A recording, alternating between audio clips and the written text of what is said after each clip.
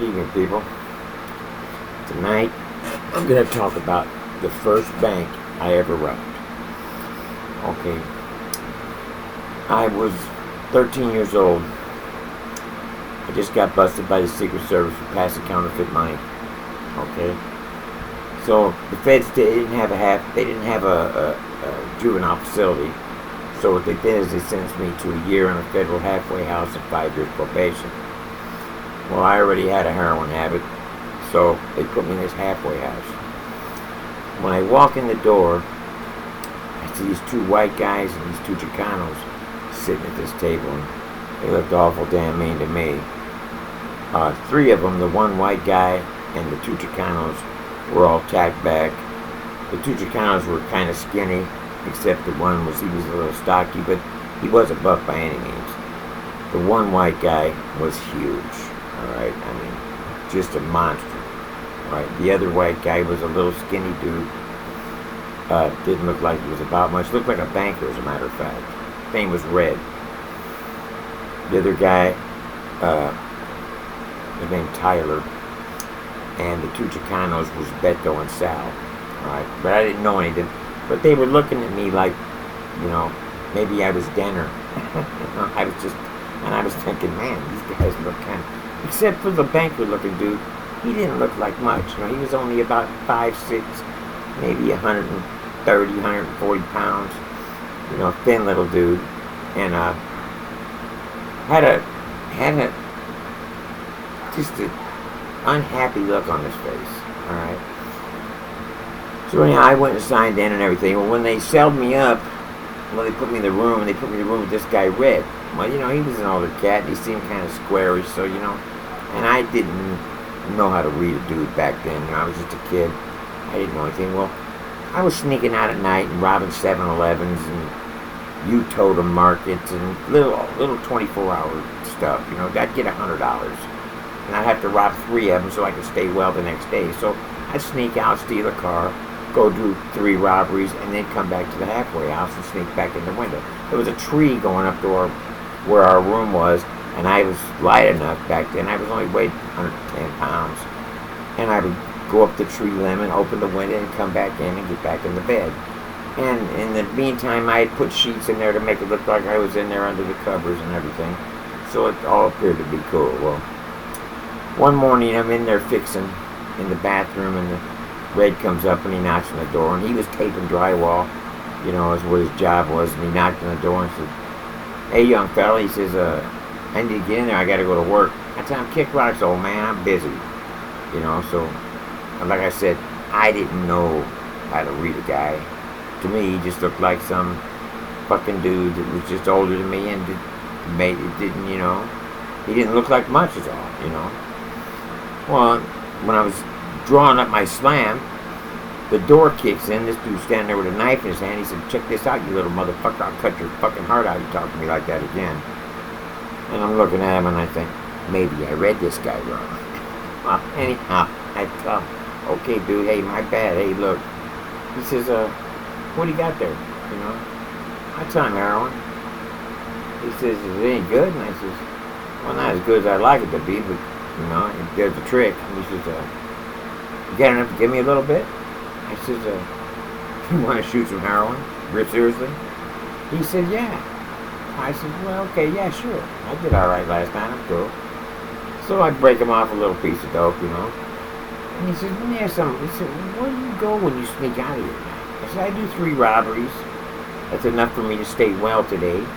And I said, I'm strung out, And he said, "Me and my brother and these other 2 buddies we've been talking about you, And I figured you were doing something like that." He says, "Yeah, I steal a car?" I said, "I steal one every morning. When I sneak out of here, I steal one." He says, "Look, steal a car and meet us at the fucking corner." I said, "Why?" He said, "We're going to show you how to make some money." I said, "All right." So after we slam and everything, I sign out. I go out and I steal a Camaro. I sit up in the corner, and here come all 4 of these dudes, right? I get in the car, and I'm kind of intimidated. These are some kind of a scary looking dudes. They introduce themselves as Tyler, Beto, Sal, and Red, you know. So I said, okay. So as it turns out, the big white dude, you know, his father knew my father. I actually knew his father because I was a little kid. My father, before he died, used to take me to the bar with him in Long Beach, and his father's also name was Walter. My dad's name was Walter. Almost every time we'd walk in the bar, he would tell my dad, he'd say, Walter? My dad said, yeah. He said, my son's the meanest son of a bitch in Folsom Prison. And he was. So, anyway, it turned out like we got to talking and we found out, you know, and he said, now this guy, Tyler, he's a legend in this California state system and the federal system, you know. So I tell him, I said, your dad was a down motherfucker. I mean, he was a beast. He said, Shorty, he said, your dad was a fucking beast, you know. And I said, okay, well, I hear you. Right on, good looking out. He says, look, he said, you got a gun? And I showed him this little pea shooter 25 I had. He goes, I didn't ask you if you had a toy, I asked you if you had a gun. I said, well, I got one of my dad's guns over there at my mom's house. He goes, could we go get it? I'd like to meet your mom. So we go over there, and mom's sitting in the kitchen smoking a joint. And we walk in and I introduce him, and she recognizes his last name right away. And she said, I knew your father, son.